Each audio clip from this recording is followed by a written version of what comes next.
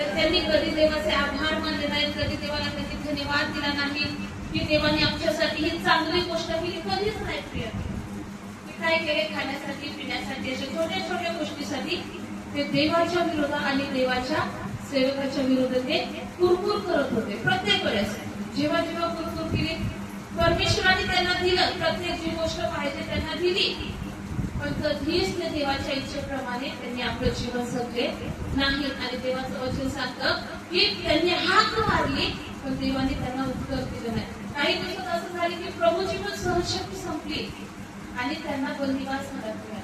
Israel लोकांना, यहुदी लोकांना बंदिवास झाला. पुन्हा ते काय झाले, त्या गुलामगिरीतून बाहेर काढलं तर पुन्हा ते त्याच्यामध्ये गेले.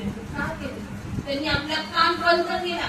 देवाचं वचन ते ऐकून ते स्वइच्छेप्रमाणे जगत होते. देवाचं वचन ऐकून ना प्रिय, मग त्याप्रमाणे त्यांनी आपलं जीवन जगले नाही, स्वतःच्या मार्गावर त्यांनी चालत गेले. आणि प्रिय, मग पुन्हा त्यांनी ज्या बंदिवासातून सुटले होते पुन्हा त्या बंदिवासामध्ये गेले. का केले?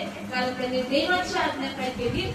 मोडली. देवाची आज्ञा त्यांनी पालन केली नाही, म्हणून त्याच्या जीवनामध्ये बंदिवास आला. प्रिय, आणि जेव्हा त्यांना बंदिवास आला, प्रभू काय म्हणतो,